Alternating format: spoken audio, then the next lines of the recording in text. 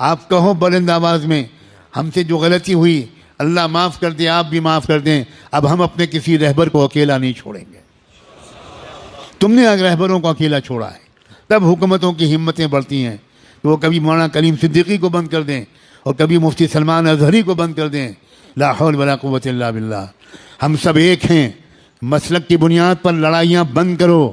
اگر آپ کو کسی مسلک سے تعلق ہے بہت مبارک، لیکن ہمارا اصل مذہب کلمہ طیبہ لا الہ الا اللہ، ہمارا کلمہ ایک ہے، ہمارا قرآن ایک ہے، ہمارا قبلہ ایک ہے، ہمارے رسول ایک ہیں، ہمارا رب ایک ہے، ہمارا دین ایک ہے، اور ہمارا انجام بھی ایک ہے۔ کسی طرح کا جھگڑا نہیں۔ یہ اہل سنت کی مسجد ہے اور یہ تبلیغیوں کی مسجد ہے۔ اللہ کرے اب یہ سب ختم ہو جائے، ہم سب ایک دوسرے کی مسجدوں میں جا کر نماز پڑھیں۔ مسجد کسی کی نہیں ہے، مسجد تو اللہ کی ہے۔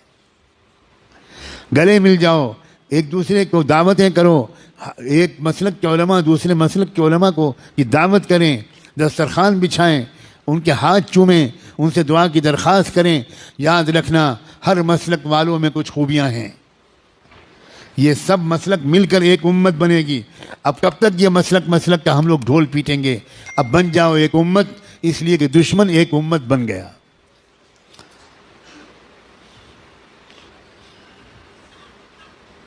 قرآن نے اعلان کیا ہے والذین کفروا بعضهم اولیاء بعض الا تفعلوه تکن فتنة فی الارض وفساد کبیر۔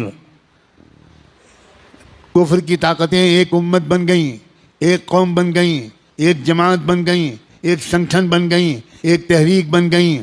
آپس کے اختلافات انہوں نے ختم کر کے ایک ہو گئے وہ تمہارے خلاف۔ الا تفعلوه تکن فتنة فی الارض وفساد کبیر۔ اگر تم بھی ایک نہیں بنو گے، اگر تم ایک دوسرے کے مددگار نہیں بنو گے، تو یاد رکھنا تمہاری اس بدماشی کی وجہ سے، تمہاری اس بدفعلی کی وجہ سے پوری دنیا میں فی الارض فتنة و فساد کبیر، بہت بڑا فتنہ و فساد پھیلے گا تمہاری پھوٹ کی وجہ سے۔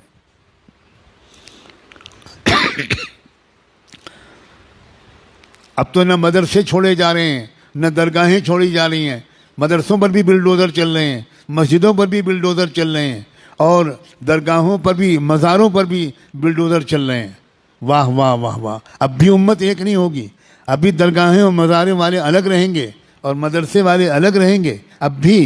اب تو بھائی خدا کے لیے اب تو ایک ہو جاؤ، ایک ہو کر مضبوطی کے ساتھ ایک طاقت بنو، اور اس بات کی عادت ڈالو کہ جب یہ میرے جیسا کوئی کہنے والا یہ بات کہے تو جس مجمع کے سامنے کہے اس مجمع میں سے کم 50% لوگ وہ باقاعدہ اپنے علاقے کے ذمہ داروں کے ساتھ آئیں، میرے پاس آئیں، میرے جیسے لوگوں کے پاس آئیں اور تفصیل پوچھیں کہ ہم اپنے ملک کو سنبھالنے کے لیے کیا کریں۔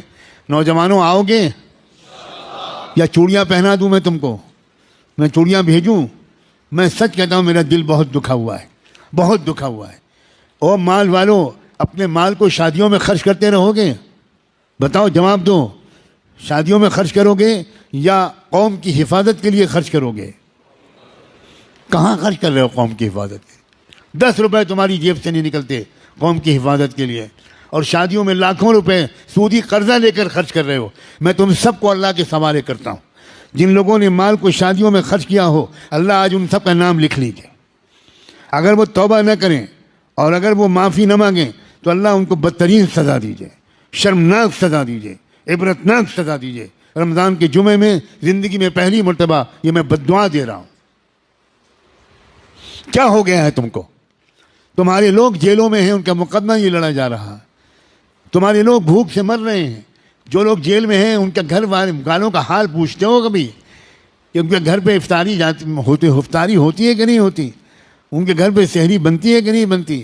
4 دن کے بعد عید ہے، ان کے بچے بھی روئیں گے، تمہارے بچے شاندار کپڑے پہن کر گھومیں گے، اور ان کے بچے جو قوم کے لیے قربان ہو گئے ان کے بچے روئیں گے، اور تم اپنی بچوں پر فضول خرچیاں کرو گے، تم اپنی لڑکیوں کی شادیوں میں لاکھوں روپے خرچ کرو گے۔ میں لعنت بھیجتا ہوں ان شادیوں پر جن شادیوں میں لاکھوں روپے خرچ ہوئے ہوں، اور ان شادیوں میں برکت ڈالے جو شادیاں سادگی کے ساتھ کی گئی ہوں، کم پیسے میں وہ شادیاں کی گئی ہوں، جن شادیوں میں فضول خرچیاں نہ ہوئی ہوں، جہاں بے پردگیاں نہ ہوئی ہوں، جہاں غریبوں کا دل نہ دکھایا گیا ہو، ان شادیوں میں برکت ڈال، اور جن شادیوں میں دکھاوا کیا گیا ہو، اے اللہ پورے ملک میں کہیں کسی شہر کسی گاؤں میں کوئی مسلمان گھرانے کی شادی جو دھوم دھڑاکے سے ہوئی ہو، آج یہ فقیر مسافر بیمار بوڑھا یہ دعا مانگتا ہے کہ اللہ اس شادی پر لعنت برسا دے۔ ہوش کے ناخن لوگ مسلمانوں، 50-60 سال ہو گئے مجھے، اور میرے بڑوں کو تو پتہ نہیں سینکڑوں سال ہو گئے، سنتی ہی نہیں قوم۔ معلوم تھا قبرستان میں ہم لوگ بول رہے ہیں۔ ایک ذمہ داری نہ ہوتی تو میں اپنے ہونٹ سل لیتا اور میں طے کرتا کہ میں کوئی دینی گفتگو اس نالائق قوم سے نہیں کروں گا۔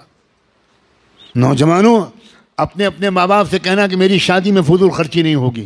اٹھاؤ نوجوانوں ہاتھ، کون نوجوان کہیں گے شاباش، اللہ تمہیں خوش رکھے، تمہیں ضد کرو، تم کہو کہ میں بائیکاٹ کر دوں گا، میری شادی میں فضول خرچی نہیں ہوگی، میری شادی میں لڑکی والوں کی طرف سے جہیز نہیں آئے گا، میں کماؤں گا، میں 12 گھنٹے ڈیوٹی دوں گا، میں کما کر اپنے گھر میں ڈبل بیڈ لاؤں گا، اے سی لاؤں گا، فریج لاؤں گا، ڈنر اور ٹی سیٹ لاؤں گا، سب لاؤں گا، لڑکی والوں سے لڑکی کے سوا کچھ نہیں لوں گا۔ وہ اپنی نازوں پالی بیٹی میرے حوالے کر لیں، یہ کوئی معمولی احسان ہے؟ میں جہیز نہیں لوں گا، میں فقیر نہیں ہوں، میں یتیم نہیں ہوں، میں اپاہج نہیں ہوں، میں معذور نہیں ہوں، میں چلتا پھرتا ہٹا کٹا نوجوان ہوں، میں کماؤں گا اور اپنے منہ میں لقمہ بعد میں رکھوں گا، پہلے اپنے ہونے والی بیوی کے منہ میں لقمہ رکھوں گا۔ یہ مزاج مسلمان نوجوانوں کا ہونا چاہیے۔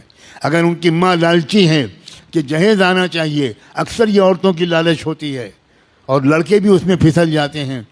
لڑکوں کو چاہیے کہ ماں کے پیر پکڑ کر، ماں کے قدموں پر سر رکھ کر اس بات کی خوشامد کریں، میں رسول اللہ کا غلام ہوں، میرے گھر میں جہیز نہیں آئے گا، میں محمد مصطفیٰ کا غلام ہوں، میں مسلمان ہوں، میرے گھر میں جہیز لڑکی کے گھر سے نہیں آئے گا، میں پہلے شادی سے پہلے بھی پورا سامان گھر میں لاؤں گا اور شادی کے بعد جو کمی ہوگی وہ بھی پوری کر دوں گا، اپنی ہونے والی بیوی کو راحت کا جنت کا احساس دلاؤں گا، خود بعد میں کھاؤں گا، پہلے اپنی پیاری بیوی کو کھلاؤں گا، لیکن امی جہیز لڑکی کے گھر سے نہیں آئے گا، میں عام آدمی نہیں ہوں، میں رسول اللہ کا غلام ہوں، میں رسول اللہ کا امتی ہوں۔ مجھے امید ہے کہ اتنے درد کے ساتھ رمضان کے جمعے میں یہ باتیں جو کہی گئیں وہ جہاں تک پہنچیں گی اثر کریں گی۔ سب سے پہلے یہاں جو آپ براہ راست سن رہے ہیں یا دنیا میں کہیں پر بھی یہ پیغام ایک مسافر کا پہنچے گا، ہر گھر میں اس پر تذکرہ ہوگا، مشورہ ہوگا، مذاکرہ ہوگا۔ اللہ تعالی ہم سب کو نیک کاموں کی توفیق عطا فرمائے۔ وآخر دعوانا ان الحمد للہ رب العالمین۔